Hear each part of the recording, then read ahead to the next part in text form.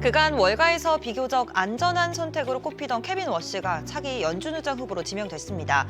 매파적인 인물이지만 이 트럼프 기조에 따라가는 모습들을 보이며 연준의 독립성 훼손 우려를 완화시킬 거란 분석이 우세한데요. 일단 시장에서는 워시가 시장 유동성을 촉소할 걸로 보며 크게 흔들렸습니다.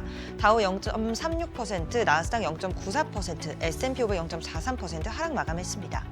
애프터마켓에서 시총 상위 종목들 보시면 대체로 약세로 마감했습니다. 실적 발표 이후에 급락한 이 마이크로소프트 아직 회복하지 못한 모습이고요. 정규장에 이어 약세 이어갔습니다. 애플은 호실적에 메인마켓에서 상승했습니다만 애프터마켓에서는 차익 실현 매물이 나오면서 0.19% 약세 보였습니다. 아마존은 하락폭을 줄이며 약보합 마감했습니다. 시총 6위부터도 보면 그간 흐름 좋았던 메타 차익 실현 나왔습니다. 메인마켓에서 2% 넘게 빠졌지만 하락폭 줄이면서 0.34% 약세로 마감했고요. 테슬라와 브로드컴은 메인마켓에서의 상승세를 이어가지 못하고 하락 전환했습니다. 테슬라는 스페이스X 합병 검토 소식에 올랐지만 이내 차익 실현 매물이 나온 모습입니다. 앞서 전해드린 대로 이번 시장의 최대 화두는 단연 차기 연준 의장 지명 소식이었죠. 트럼프 대통령이 케빈 워시 전 연준 이사를 차기 의장 후보로 낙점했는데요. 워시의 양력을 간단하게 짚어보면 스탠퍼드와 하버드 로스쿨을 거쳐 모건 스탠리 부사장을 지낸 그야말로 월가 엘리트입니다. 부시 행정부 시절 최연소 연준 이사로 30대 때 발탁됐고 당시 양적 완화 정책을 공개적으로 반대하며 강한 통화 긴축 성향을 보인 매파적 인물로 잘 알려져 있습니다. 다만 최근 발언을 보면 전통적인 매파로만 분류하기도 어렵습니다. 대체 이 워시의 기조가 뭐냐? 합리적인 매다, 아니다, 덜 비둘기다 여러 가지 분석이 많은데요. 케빈 워시가 직접 한 발언들 가지고 분석해보겠습니다. 우선 AI 확산이 가져올 구조적인 디스인플레이션 효과를 강조하며 통화 정책의 패러다임 전환을 언급했습니다. 기존 금리는 지금보다 더 낮을 수 있다는 데 동의하는 입장인 건데요. 또 인플레이션은 결국 정책적 선택의 결과라며 연준이 제대로 대응하면 인플레이션은 잡을 수 있다고 현 연준을 돌려서 비판하기도 했습니다. 다만 연준의 대차 대조표가 비대해졌다며 강하게 비판한 점은 좀 우려가 되는데요. 이 대차 대조표를 축소한다면 시장의 유동성이 크게 줄어든다는 점 증시에 부담으로 작용할 수 있습니다. 우선 연준 의장이 되려면 지명만 받아서는 안 됩니다. 상원은행위원회와 전체 회의의 투표에서 각각 과반 이상을 확보해야 하는데요. 일단 전문가들은 상임위인 이 은행위원회는 통과하기 어려울 걸로 전망합니다. 현재 은행위원회 소속 공화당 틸리스 의원이 강경한 반대 입장을 밝히고 있기 때문인데요. 법무부가 진행 중인 제롬 파월 현 연준 의장과 관련된 이 수사가 투명하게 정리되기 전까지는 어떠한 인준도 받아들일 수 없다는 입장입니다. 이 때문에 워시의 연준 입성과 관련해서는 상당한 정치적 진통이 불가피해 보입니다. 한편 지명에 이 시장은 즉각 반응했습니다. 달러 인덱스 하루 만에 0.9% 급등했고요. 지난 5월 이후 최대폭입니다.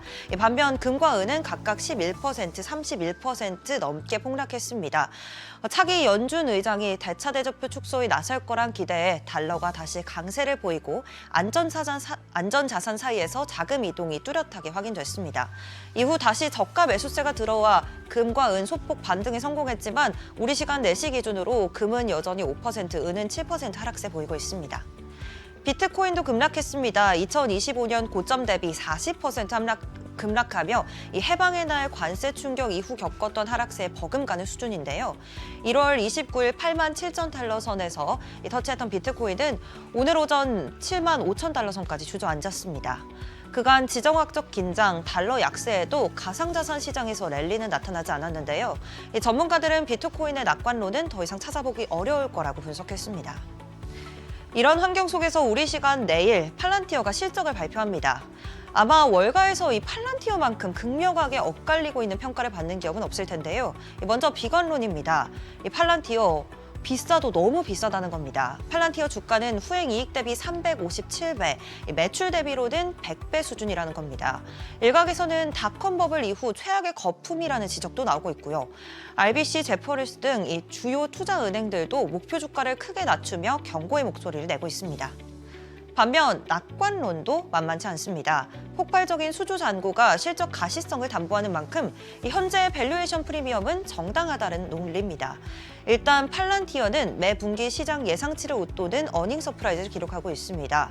2024년 실적은 연초 대비 추정치를 30% 이상 상회했고요. 25년에는 이 수치가 50%로 벌어질 전망입니다.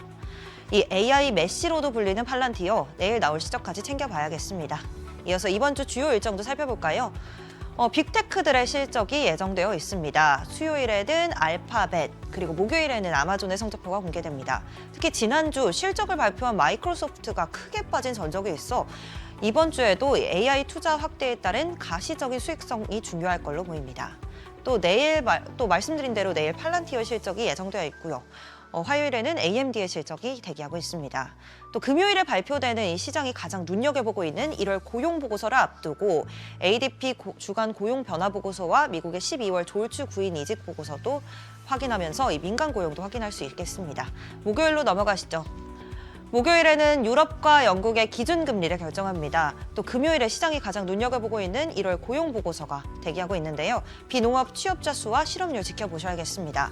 만약 고용시장이 안정화된다면 금리 인하 요인이 떨어지고 워시가 더 매파 쪽으로 기울 수 있습니다.